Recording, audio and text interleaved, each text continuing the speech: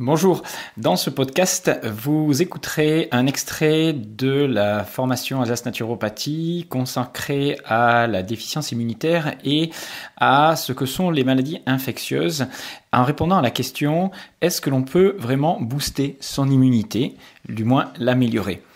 Vaste question qui nécessite beaucoup de précision dans ce contexte un petit peu particulier. Vous entendrez certains extraits qui parlent de la notion de conflit, de maladies associées à des phases actives de conflit. Bien sûr, cela nécessiterait une extension de réflexion. Ça se fait en formation et bien sûr, ça n'est pas toujours sur les écoutes que vous avez.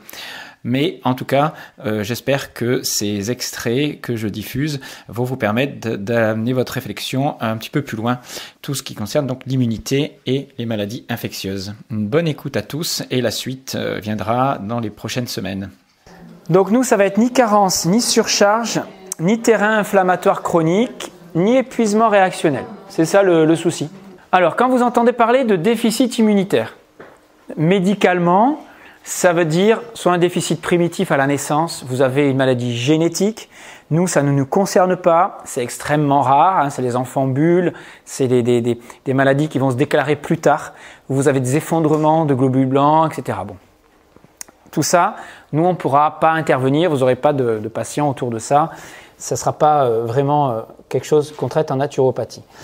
Vous avez ensuite des maladies de déficience immunitaire qui sont liées à des surmédicamentations toute l'année, tout le temps, pendant des années, en particulier les corticoïdes, si vous aviez eu des chimios, des greffons, des choses comme ça, je l'ai dit tout à l'heure, liées à des maladies comme le VIH, il y a des maladies, il y en a d'autres, des maladies qui créent de l'immunodéficience.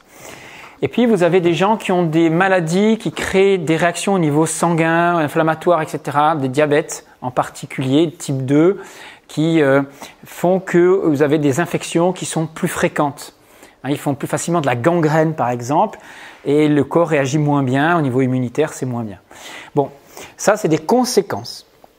Il y avait des maladies qui touchent les moelles, les leucémies, les lymphomes, toutes ces choses-là aussi, sont reliées à des déficiences immunitaires. La chimie, donc les corticoïdes, ce qu'il faut faire le plus attention, c'est la chimiothérapie, les corticoïdes et les immunosuppresseurs.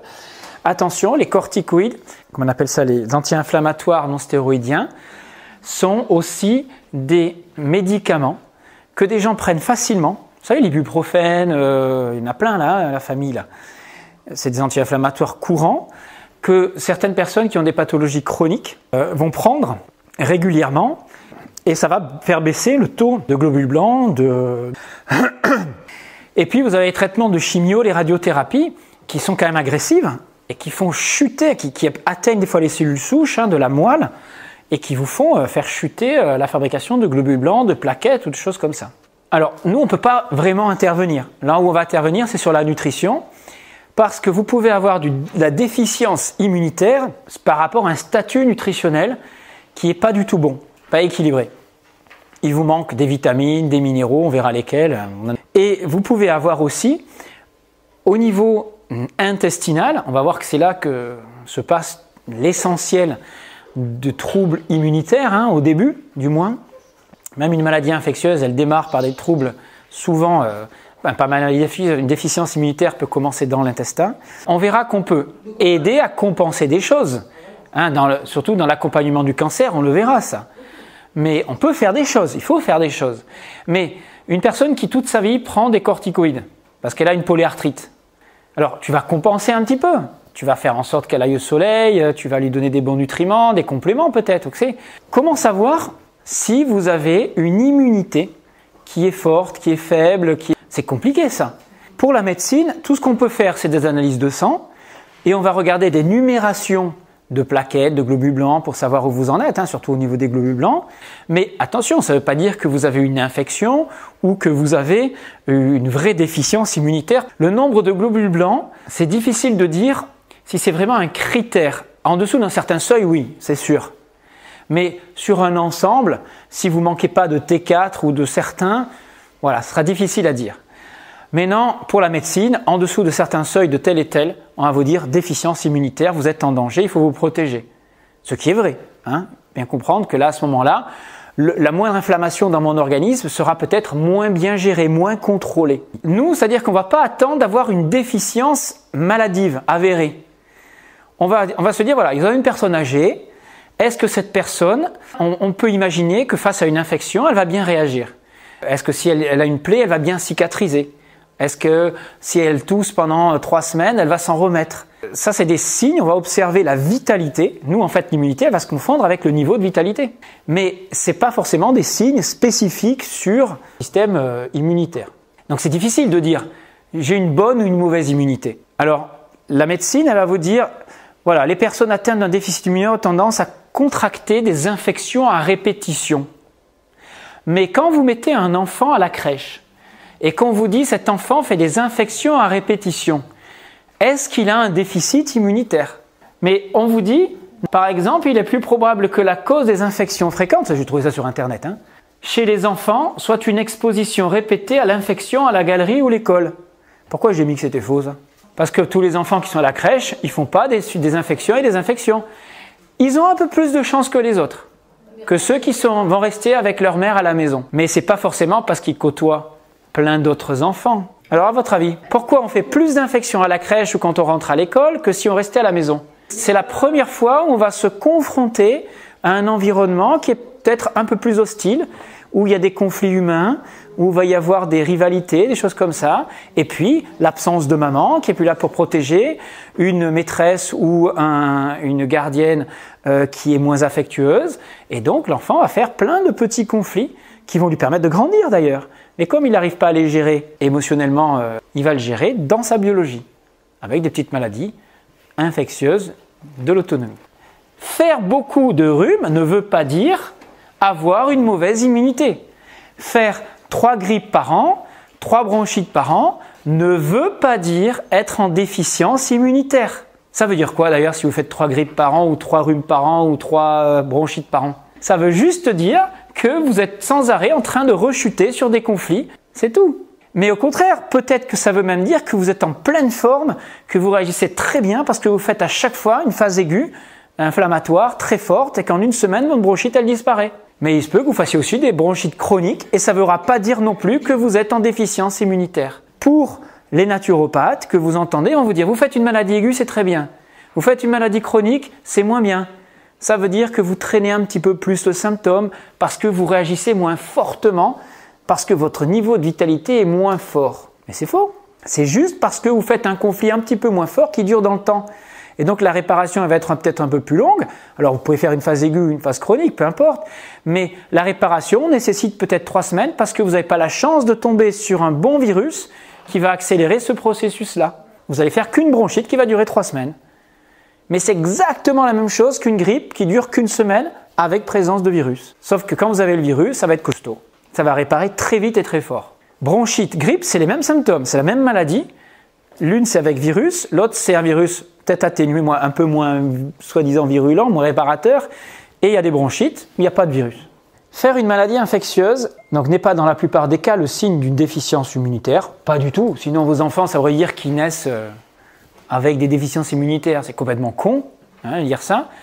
Et c'est pas parce que vous faites une bonne réaction que vous êtes malade. Au contraire, c'est que vous êtes déjà en train de guérir. Et de guérir mieux que certains. Donc ce qui compte pour nous, c'est la manière dont le corps réagit face à une phase infectieuse. Est-ce qu'il va en faire quelque chose de bénin, de simple à résoudre, même si c'est très dur? Je veux dire, dans les symptômes, ça va vite passer. Ou est-ce que, au contraire, il va faire quelque chose qui va devenir trop inflammatoire, ce fameux orage cytokinique qui va poser beaucoup de problèmes. Donc on préfère donc parler de niveau de vitalité. Une bonne immunité ne doit pas vous permettre d'éviter d'être malade. Moi, je dis tout l'inverse de tout ce que les naturopathes disent. Parce qu'au début, moi, je croyais que la maladie, c'était la chose à éviter. La maladie infectieuse, c'était le signe que votre immunité, vous avez un terrain qui est faible, qui est encrassé. Mais en fait, je me suis aperçu que c'était pas du tout ça la vérité. Ça voulait simplement dire que j'ai des conflits et que j'essaye de les résoudre. Parce que moi, quand j'étais jeune, je peux vous dire que la santé, je l'avais. Avec tout ce que je faisais, je mangeais super bien, j'étais dans un environnement, je veux dire, j'avais tout ce que je voulais en termes d'hygiène de vie, nature, sport, tout ce que vous voulez. Je bouffais bio, je bouffais pas beaucoup de sucre. Les années 80, vous imaginez quoi. Je me tapais, je vous expliquais, au moins 2 bronchites par an. Et je voyais mes copains, ils n'étaient jamais malades. Et je dis, oh papa, oh, Toi, tu fais tout là, je prends des bains froids, des machins et tout, et je comprends pas là. Ouais, mais toi, tu t'inquiètes pas, en une semaine, c'est réglé à chaque fois, ce qui était vrai, hein, c'était pas un souci. Eux, ils sont fatigués, ils se traînent, ils n'ont pas d'énergie, mais ils n'avaient pas de bonne bronchite. Ah, c'est pas juste. Donc, on va voir que c'est utiliser les maladies pour apprendre, d'accord, avoir une bonne immunité. À un moment donné, on fait des infections, on essaye de comprendre ce qui se passe. Donc, la règle, c'est qu'on ne peut pas booster son immunité, on peut juste placer l'organisme dans des conditions optimales d'efficience. D'accord? Donc, je vais juste faire en sorte que mon corps soit dans des conditions idéales pour réagir correctement. C'est tout. Je vais lui apporter ce dont il a besoin naturellement, avec des petites spécificités. Alors, il y a 4 plates tournantes dans l'immunité. On va cibler le microbiote, l'expérimentation du monde environnant, le statut nutritionnel et des stratégies hygiéniques qui vont stimuler les réactions du corps. L'objectif visé, c'est de diminuer l'état inflammatoire général. Ça, c'est le grand objectif. Aujourd'hui, les personnes qui réagissent mal aux infections, ce sont des personnes qui ont un état inflammatoire chronique important. Vous savez, les gens qui font des orages cytokiniques, les gens qui s'étouffent, qui sont transportés dans les hôpitaux, la plupart de ces personnes qui n'encaissent pas cette phase de réparation avec je parle pour le Covid là, hein, avec ce terrain, ils ont un terrain inflammatoire très important à la base. Et ça fait de l'inflammation sur de l'inflammation. Et ce sont eux qui sont le plus en danger. Et ce sont eux qui sont porteurs de pathologies de civilisation. Ce sont eux, c'est les diabétiques, vous avez entendu parler, ceux qui ont du surpoids, ou ils ont une maladie auto-immune, ils ont des états inflammatoires, voilà. Mais non, attention, aujourd'hui, il y a des cas de même jeunes, 30, 40 ans, qui sont apparemment pas aussi obèses. Alors attention, hein, ils peuvent avoir des stéatoses qui ne se voient pas, ils peuvent avoir des débuts de diabète qui ne se voient pas, il y a plein de choses pour la médecine. Hein. Il y a peut-être un terrain pro-inflammatoire quand même derrière.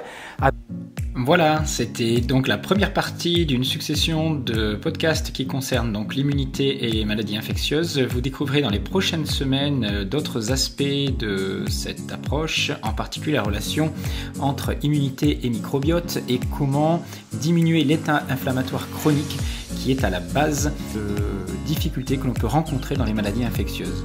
Je vous rappelle que vous pouvez suivre notre enseignement en allant regarder sur alsacenaturo.com.